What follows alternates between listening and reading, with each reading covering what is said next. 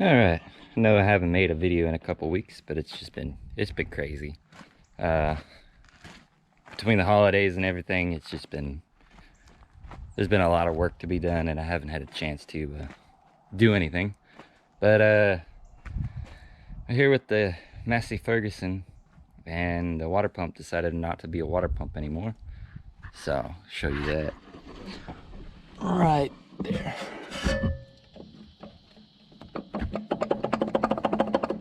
Yeah, that's not supposed to do that. They're not supposed to grind and all that. So the old water pump decided to let loose, and you see just on the edge of those blades that it caught it on the fan shroud and made all sorts of racket and kind of dinged up the fan shroud right there. I don't know if you can see it, but yeah, it smashed it up pretty good. And there's a million other things I need to do to this thing. I mean, I've got weeping cylinders, I've got a leaking hydraulic filter, I've got a rear main seal leak, I've got a front seal leak. All of that's not critical. For it staying cool, that's pretty critical. So I'm gonna try and get the rest of this water pump out of there and see what kind of carnage we've got. Let's go get some tools. I need a 1/2 inch. And I have made progress on the Model A.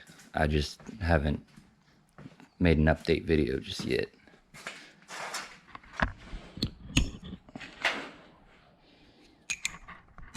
The 1/2 inch, 3/8 drive. 2 more bolts. I already got the difficult ones out of it. Pretty time consuming, so I didn't sit there and record it, but just 1/2 inch bolts everywhere on this thing. Set you up right there. I think you can see it all. Yeah, you can see in there. Lighting's not all that great, but we're outside, so, and it's a bright day. It's about to get hot. Not looking forward to it. But I need to figure out what's going on, because I think these are rebuildable. I think. But I'm not 100% sure. Let's get my hands in here. Ugh.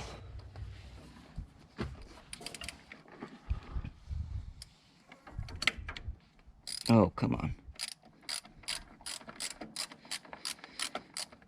My socket is just a slight bit too wide for the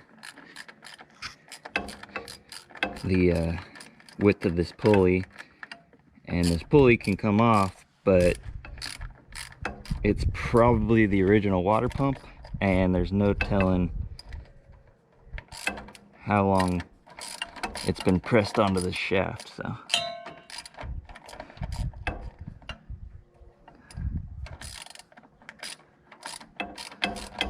you know, this is a really great tractor, but it doesn't come with it comes with its fair share of problems.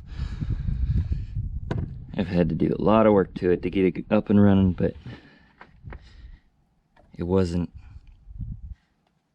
critical work. It was just more of, it sat for God knows how long, and I had to perform the maintenance on it that I didn't get when it was in service. And this is a 30B industrial, so it was out there building roads and grading roads for houses and who knows what else. And when they're in the field like that, they don't get all the maintenance that they should get. They just get what they need to run until they break down, and then they get repaired and process repeats. So fuel filters, oil filters, air filters. If the company had a schedule, they would keep up with it. If they didn't, they would just wing it. And I know that from experience. I've worked with a company that had a schedule for certain things, certain equipment. But if the equipment was old enough or older, they would just run it till it didn't run no more and then try to get every last penny they could out of it, which is not a great way to do it, but I can't argue with it.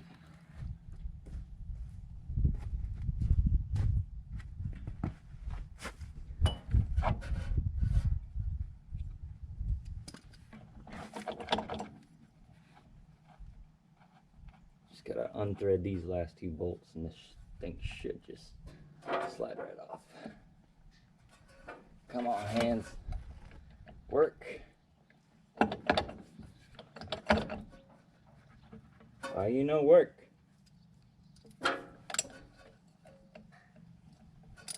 And of course I left my 1/2 inch on that side.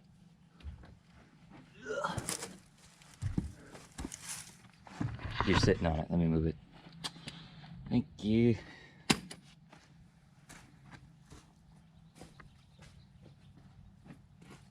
It's already starting to get hot.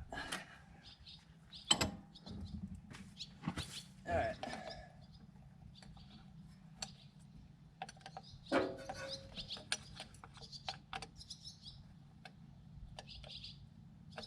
I'm hoping there was a nut on the back of this shaft that came loose, but I'm not getting my hopes up for that. I say I hope, it's more of I wish.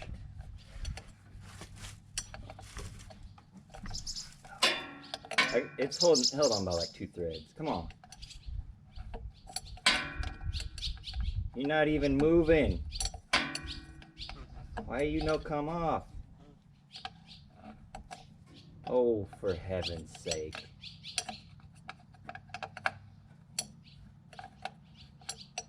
You're not even like doing nothing. What is your deal? Thank you. Alright, well, it's not what I expected into there, but I didn't have anything to expect, so.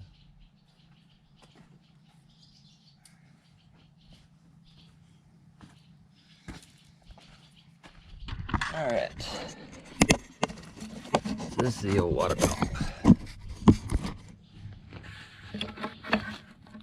Oh God. And it looks like it's just pressed on.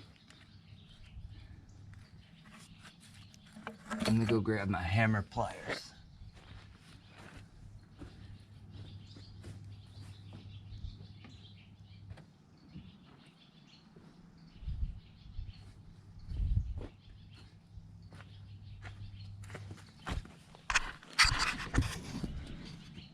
Get you set up over here. These are hammer plier twister cutter 9000s. Oh yeah, no, she was. Oh.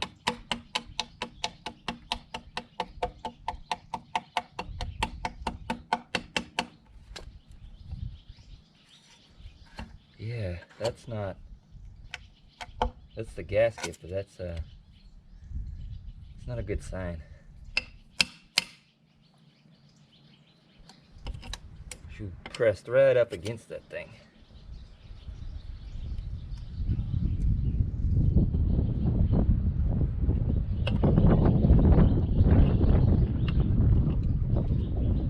I know this is crude and rudimentary, but not exactly a delicate piece of equipment, so I'm not worried about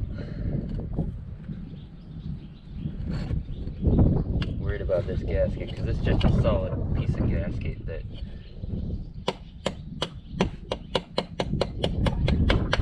obviously was harder than a rock, but it didn't leak.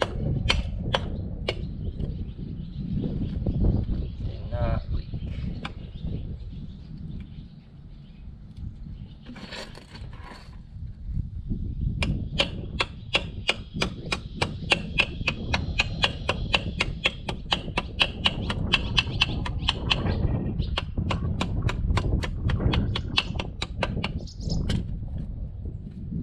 this one's pressed on.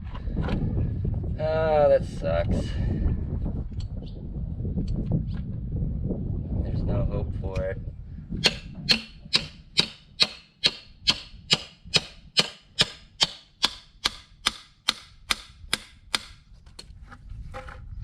Oh yeah. Now she's done. Them bearings are gone.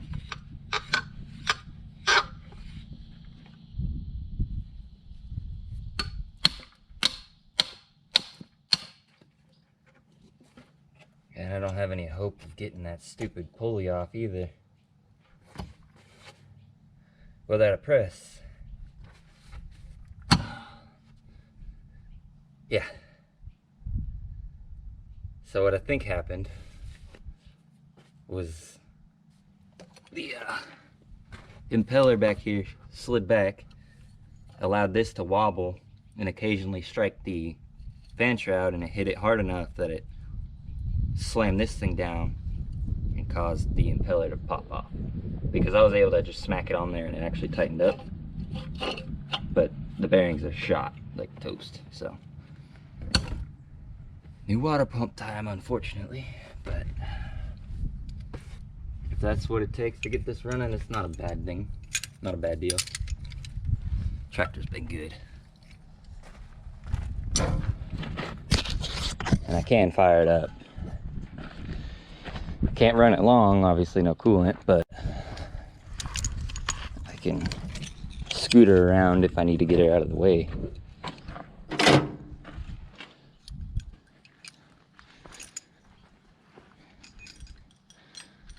But I'll fire her up, show you guys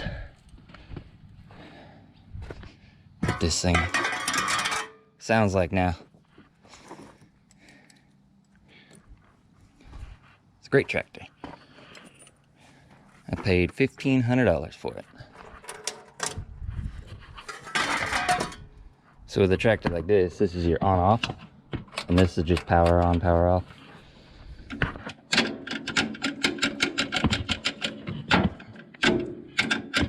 Make sure it's in neutral. So this one's forward and reverse, 1, 2, and 3, high and low. And so you have 3 speeds forward, 3 speeds back, and low. Same thing with high. So smoky.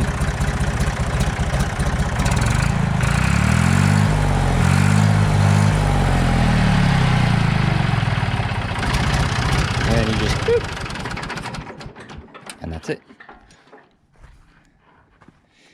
It's a great running tractor. It stays cool. It leaks everything, but can't complain. So what I've done to it to fix it was I resealed these, because these were just dumping oil out. And that one, there's a score on the cylinder, so that's why it's still kind of leaking, but it's not as bad as it used to be. I had to remake this because this tractor was dumped on its side and messed up this, messed up the steering wheel, and it just killed this. So rebuilt that. New fuel filters, got the alternator wired up, but it's not really charging 100%. It's like 60% charging. So tires all hold air, and the main thing is this pump right here. This is the injection pump, and this side of it has a vein that moves the fluid through, or the diesel from here into here, and then there's 2 pistons inside of here that compress the fuel as they work on a cam. And this section of it was locked up solid. It would spin, but nothing would move, so it wouldn't pump any fuel. And so I had to get that rebuilt. So this is a rebuilt unit, even though it looks dirtier than hell. And then all the injectors up in there, I had them all serviced.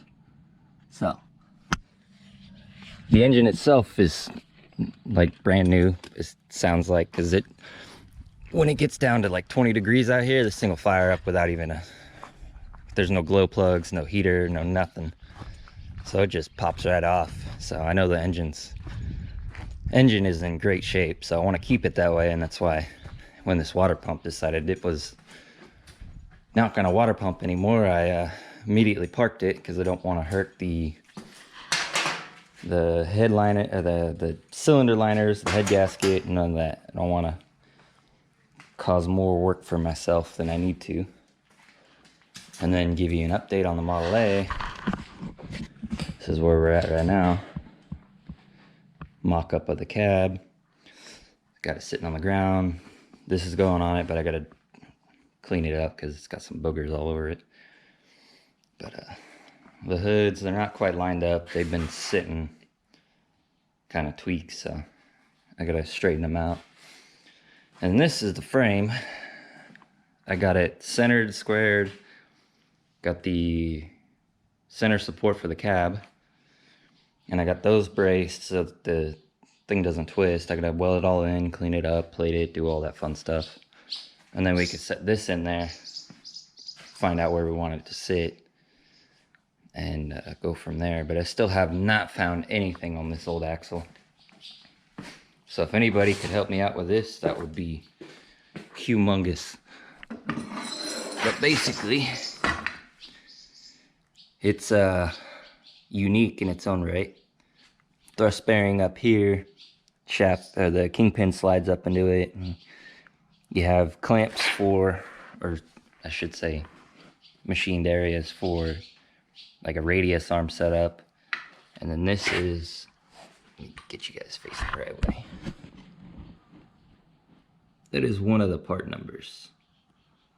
It's F38560. And then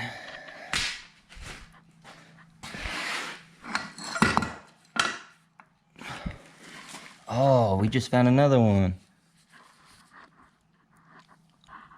I appreciate you guys. Well, now I'm gonna clean that up because looks like 15027, some sort of symbol 1. And then